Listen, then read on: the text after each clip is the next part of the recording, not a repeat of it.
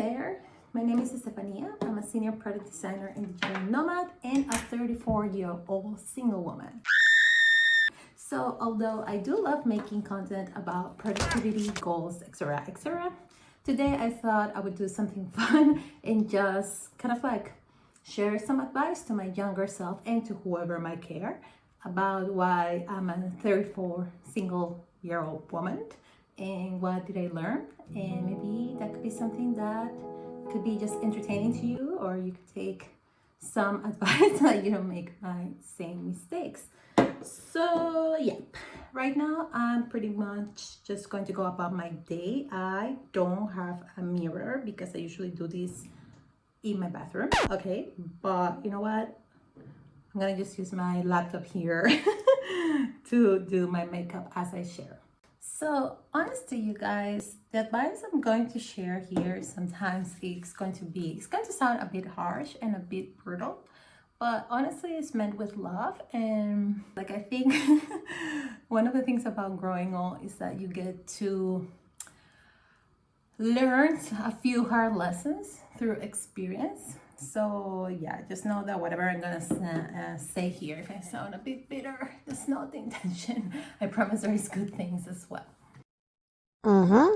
So the first thing I have learned, and I think it's one of the biggest reasons why I'm single, is because it took me a while to learn not to hang out with the wrong people.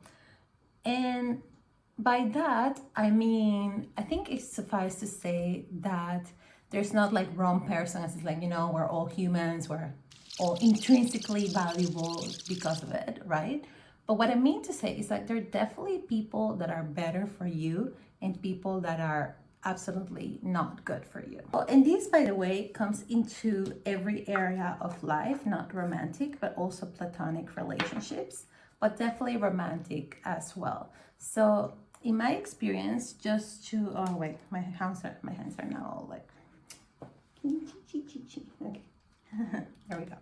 So in my experience, one of the reasons why I believe I'm still single, I'm pretty sure there's many more, like I did have to work in some character traits, physical habits, blah, blah, blah. We'll get to that.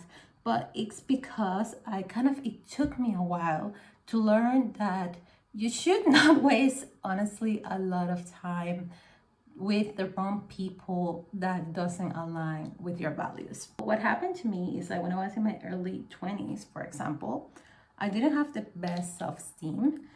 It was my intrinsic belief that I could not choose the people that I hang out with, which is kind of crazy if you think about it. Like, it took me quite a lot of self-reflection, therapy, self-development to kind of understand my worth.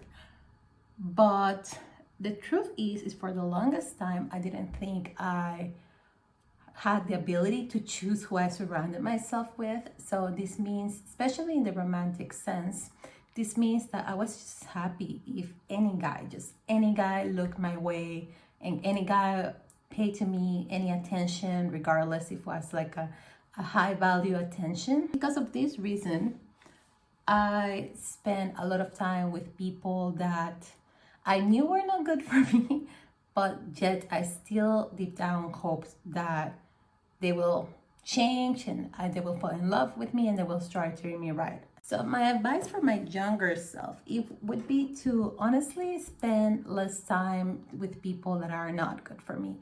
And that comes from better knowing my self-worth and better knowing what I want. For example, if you know that you're someone that want a more, I don't know, like a serious relationship, right? Not everybody wants that, but say you do, as I did. If a guy, speaking for the perspective of a heterosexual cis woman, if a guy tells you things, they literally tell you, or show you that they're not interested or committed for the long term, baby, please just believe them and move on. Because believe you me, you can spend months, years even, trapped in a relationship where you think you're in love on both sides, and the reality is that that person might not be on the same page as you at all. And the thing is, I don't know if you can relate, but I think deep down, we all know, like we have this gut feeling like, maybe this is not the right person, like, right? I remember, for example, this guy, shoot, the Google Meet just ended, so I cannot, actually I should use the, let me see, I definitely need to get a mirror. Anyway, I remember I was with this guy, he was a high school friend, and then we reconnected in when I was working later. We haven't seen each other for years. Excuse me. And what happened is, like, because we spent so much time together as friends, eventually I developed a crush on him, okay? But it was so obvious from the very beginning, especially when things started to get a bit more physical, and we started going more into like kind of like the romantic area. Like, he straight up told me like, I'm not looking for anything right now. And I chose to completely ignore that. Beep, beep, beep, beep. Okay. So it was, looking back, it was honestly, I think it was wrong of him, to be honest, to let me on, knowing that he was supposedly my friend and I had deep feelings for him. But at the same time, the man told me, he told me, I'm not looking for anything. He kept like obsessing over these other girls, and I still was with him. Like, I think like we hang out more or less like for around a year or so. I might be forgetting the exact time frame. But the point of this is like, that's a lot of time wasted that I could be doing something else or someone else, So yeah, honey, if it's not the person for you, if they're not going where you want to go, or if they don't treat you the way you want to be treated, don't try to change them. Just move on. The other thing is like, these dynamics honestly bleed into your friendships as well.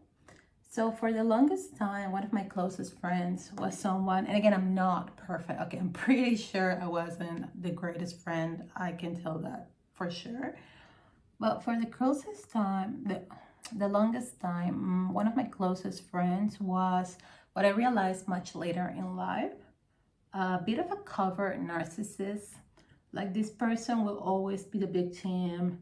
They will kind of like, it would be super hard for them to be happy for me when I achieve success. Like, they would be like, oh, like I remember one time when I was way younger during the pandemic, I did like this YouTube channel, and it's very exciting, and I was getting like a few followers, and I kid you not, this friend just proceeded to make fun of me, and just to say, not fully directly, but kind of like indirectly, like how people that do those kind of things are so dumb, like how can they think they can make a living out of that? And I'm like, whoa, okay.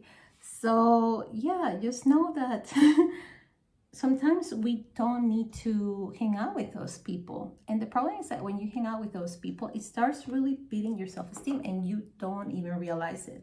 Again, if you surround yourself with people who have a lot of, traumas, who have very toxic dynamics, no judgment, but again, like, that means that there's something going on inside of us that still needs healing, and probably we're a bit toxic as well. I certainly was, for sure.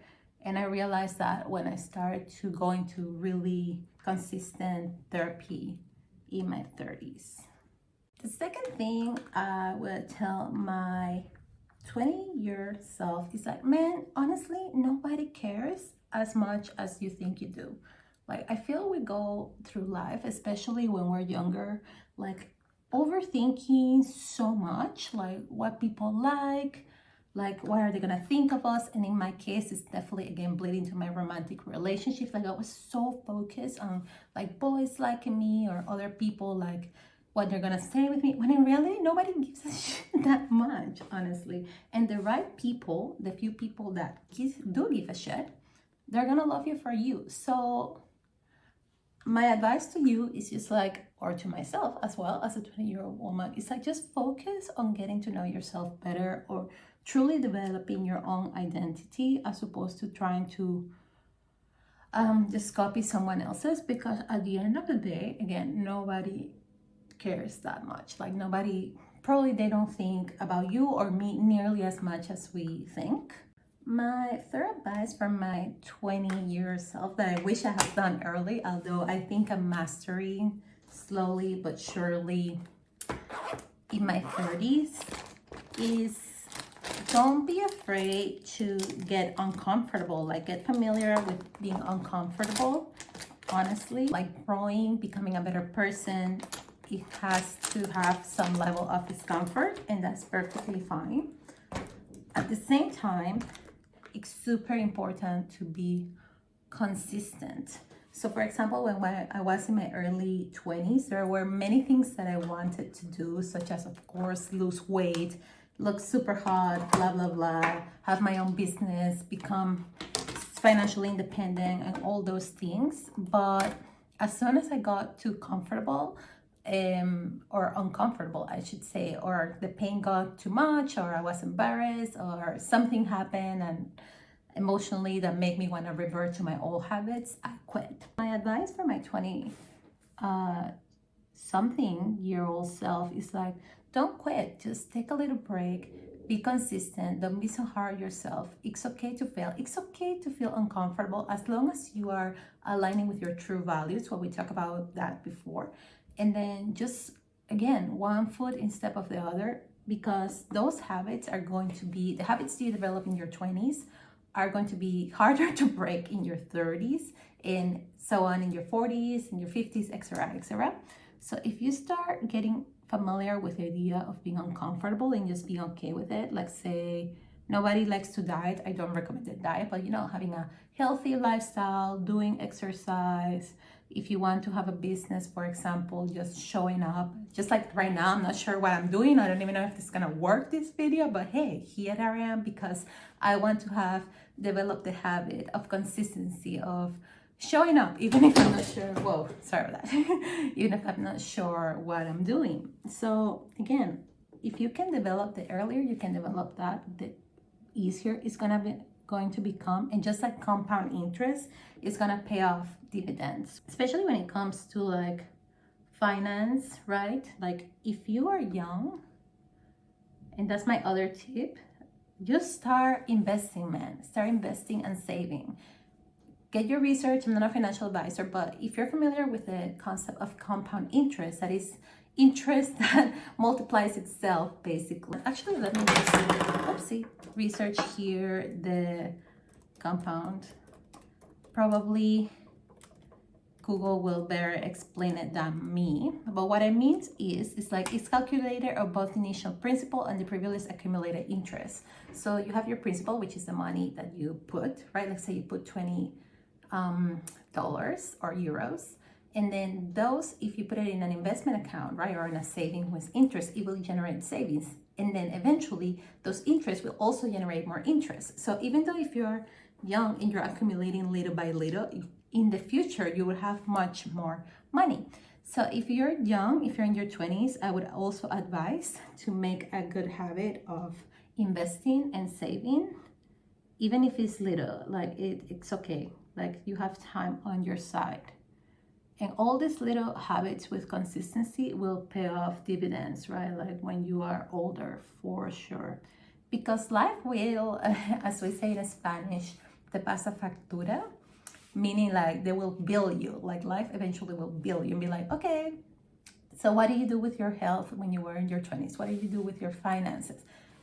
So depending on your actions and your consistency that you build, then your future might look very different. One of the best advice I can also give to my 20-year-old something self is to get really, really, really freaking familiar with my own self, or with yourself in your case. Just really get to know yourself. Like, what are your values? What do you really care about? What are your boundaries? Because without that clarity, it's going to be really hard to map a lifestyle. I can't tell if I'm doing too much. I feel like that's too much. that makes you happy, because you're always, if you don't know yourself, you're always going to be at the mercy of other people's values and other people's ideas. And honestly, the best way to do this, as uncomfortable as it sounds, is to learn how to be alone. Like, being alone being and me here being 34-year-old single woman, and I think that's another reason why I'm single. Being alone but not lonely, it can be a bit dangerous because you can get used to it because it's so freaking good. Like at the beginning it's very uncomfortable, but the more you get to know yourself, the more comfortable that you are with yourself, you start really loving yourself more, you start taking care of yourself more because you start prioritizing yourself more, basically. So definitely be comfortable with being alone. That's my advice. You know, you can follow or no before you get into a long-term relationship, because then it's going to be much easier for you to know what are your boundaries and what are your values and what do you want from life. If you're already in a relationship, that's awesome. I mean, amazing. But again, make sure that you, even within your relationship, right, you don't lose yourself. That's another thing. Like, it's so easy to lose yourself to your partner when you're in a relationship. But that's not healthy, right? That's codependency. So it is important that we still, you know, develop our hobbies that we like, develop our self-esteem, develop our own interests and pursuits. And of course, we can include our partner, but again, our partner should not be the center of our happiness, because the hard reality is that your partner can be there one day and the next day they might not. I met no, I'm talking from experience, but I'm also talking from, you know, the experience of many people in my life, young, right? But we all have gone through breakups, but also older, like people that get divorced after 30, 20 years of being together, right? So again, not to be pessimistic, but just so you know, like your partner should be like that, a partner, someone that goes with you, someone that adds to your life. But it's a very risky move to make them the center of your life, because one day they might be there or they might not. Which leads me to our next advice. Actually, this is super important, so listen up if you're 20 years or something, or if you're planning to move with your partner for the first time. Absolutely, you must absolutely get your name on the lease or in the contract, in the mortgage, if you're buying a house. If you're moving with somebody, make sure, by all means, even if you, let's say, are more traditional and you didn't buy the house, or you're not paying for the rent or something like that, even so, make 100% sure that your name is on that lease, that your name is on that mortgage or whatever, because again, we're hoping for the best, we're preparing for the worst. But I know a few people, thankfully I didn't have to experience this way, but I definitely know people, and again, in different stages of life, like just recently married for a long time, etc., that the husband was the breadwinner, for example, and that's totally fine. But what happens is, like, the wife was super accustomed to a certain lifestyle. She was mostly a housewife, which is perfectly acceptable, right? It's a hard work that should be valued as well. But because all the assets were to her husband's name, this man had a mistress that he had a baby with. And yeah, one day he just said, hey, I don't want to be together anymore. I want the divorce. So my friend was left basically on the street. So from having this really comfortable lifestyle, she was like having to find a room share with somebody, because she used to work as a part-time waitress in her husband's bar, by the way. So she didn't have the actual monetary capacity to see for herself. Well, my advice for you younger people, or my younger self, is like, even if you want to move in with a person and you want to live in a more traditional dynamic, just always make sure that you are smart about it, like, because you never know, right? When you're in love, I think I'm putting too much blush. Oh my gosh. Well, I guess it looks different on my computer. I guess we'll do an e-look something. I don't know what I'm doing here, guys. Let's just move on with it, you know? And yeah, maybe I'll look here. So yeah, just definitely make sure that you cover your butt, because we want to be in love, but things happen, things change. So that's very important. The other thing that I'm doing in my 30s that I'm very happy, although I think it would have been super beneficial to do in my 20s, is just to build like different income streams. Like I think everybody knows like the economy right now is different from our parents' day. So if we can have different sources of income, again, just be consistent, like whatever that looks for you, right? Like freelancing, social media, blah, blah, blah. So yeah, definitely build different sources of income. I'm doing now that, like I got serious about it in my early 30s and it's working really good. And I cannot tell you guys like the freedom that it feels like. Again, I'm a digital nomad working from Spain. So I have clients that I do product design work. I teach, I mentor, and I teach UX design to students. I do coaching. I also now doing content creation, right? So I'm trying to diversify myself because it takes time to build these dreams. But the sooner you can do it, the better, and the more at peace you would feel.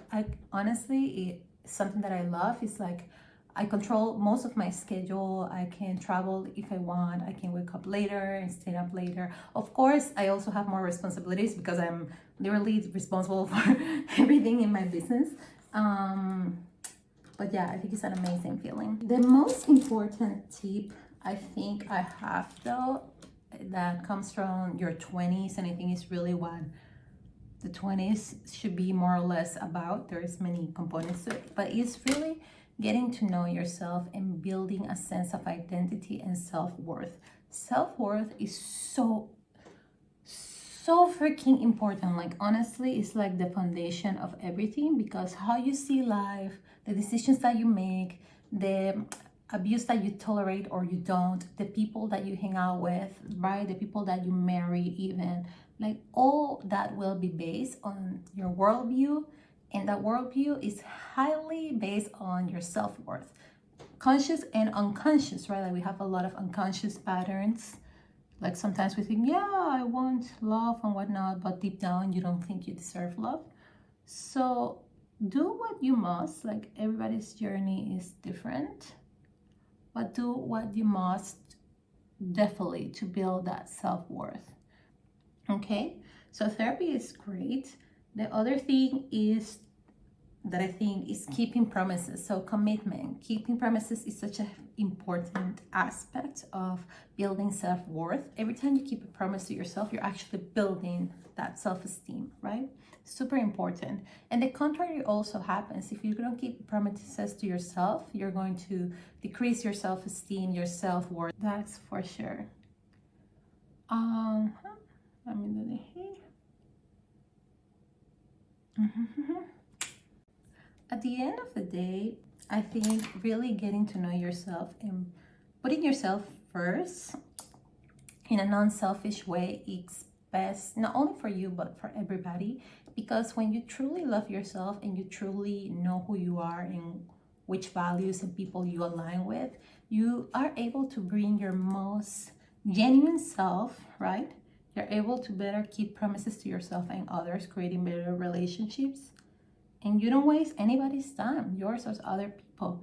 So I think the most important lesson to learn in your 20s, or what I would tell my 20-year-old self, is just really get to know yourself, get to know your beautiful self-worth, right? You're valuable, you're worthy, you matter. And I say that to you. You're valuable, you're worthy, you matter, you're beautiful. And everything else, every decision will be based on that foundation. If you're still here, thank you so much for getting ready with me and just listening to my chit chat. If you enjoyed this video, and I hope honestly that at least you find some of my advice helpful, yeah, feel free to give it a like or subscribe if you want. Otherwise, if you're curious about any of my other content, especially as to how I became a digital nomad, I'll leave that video somewhere in the screen. Otherwise, have a lovely day and I'll see you in the next one. Take care.